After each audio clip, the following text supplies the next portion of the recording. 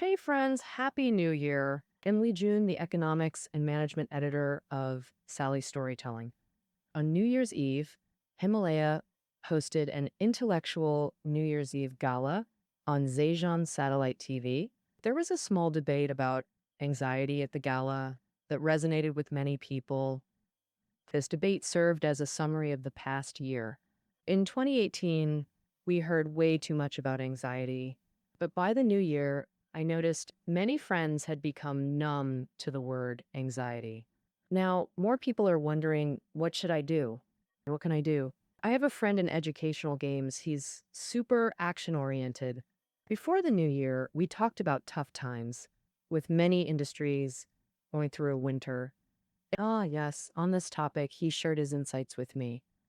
He said, if we just passively guess what changes will hit the industry this year or in tech and economy next year, standing still, waiting for these changes, we naturally get anxious.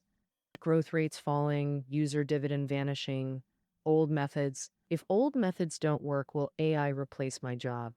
If we're just bystanders, passively adapting to all these variables, how can we not be anxious? Afraid of falling behind? But if we actively want change, all these variables are just background music for our actions. Different music, dance differently.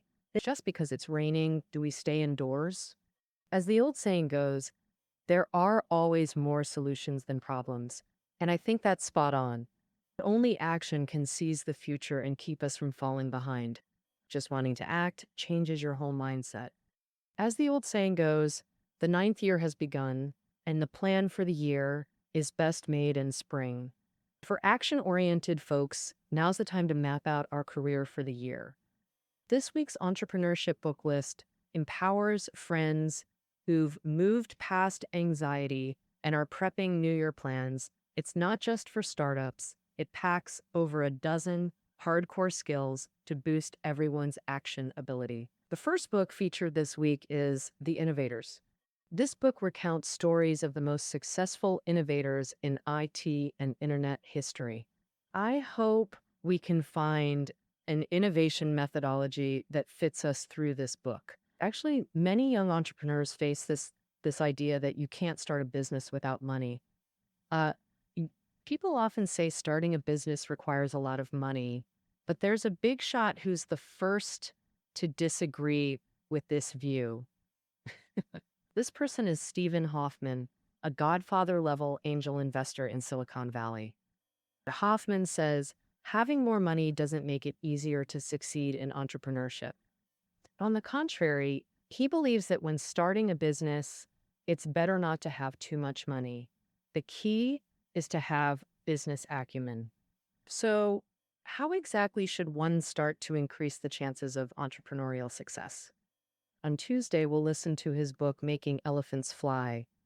Another entrepreneurship mentor is Jason Fried, who's a model of programmer turned entrepreneur.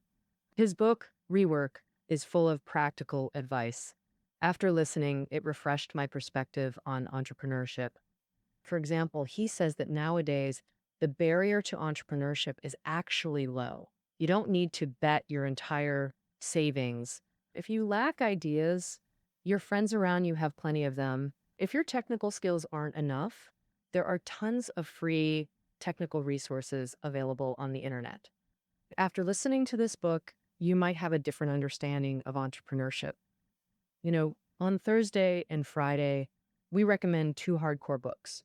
Everyone is a product manager and growth hacker. We often talk about internet thinking, but what exactly is it? From the ground up, it consists of two fundamental and essential components: product thinking and user thinking. If you want to understand and possess these two mindsets, these two books are your best choice. On Saturday, we recommend a book called Harvard Classic Negotiation. Negotiation skills are a lever that can reduce our costs and amplify our gains.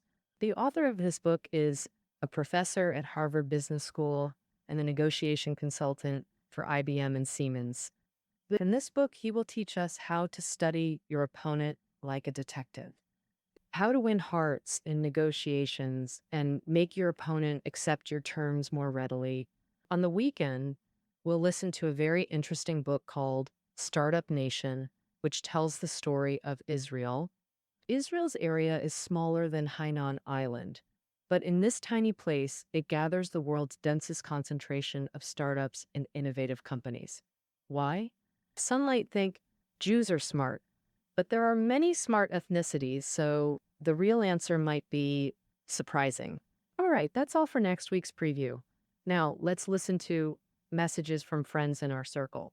Recently, in Sally's storytelling circle, we've had two activities: the year end 7 questions and sharing your New Year plans. The year end 7 questions review your past year. Some questions are exciting, some really hit close to home. For example, the first question: is there a night you imagine a completely different life? User BBL said, in parallel universes, there another me, one super rich, another martial arts master flying freely like wind. Combined, that's a rich person as free as wind. May your dream come true. Another user named Erli 48,000 years gave a more melancholic response. He said he studied architecture in college but was passionate about tennis. In his junior year, he wanted to quit his major for tennis, but compromised under family pressure. So he often wonders, if he'd chosen tennis, what would he be like now? A completely different life, but no going back now. This message touched our team. Many face similar dilemmas choosing majors, careers, later choices, where to live, life partners, whether to start a business. Each is irreversible, but every loss brings gain. User Mark Tubble said it beautifully. What matters isn't what life you have, but your attitude facing it. After hearing these, do you have thoughts to share? If interested in year-end questions or New Year plans, join our circle to share your story. Activity links are in show notes. Top liked year-end question comments win physical books from our editorial team.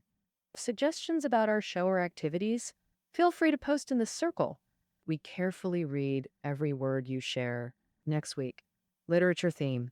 Our editor Zhou Shangrong will share 7 classic literary works.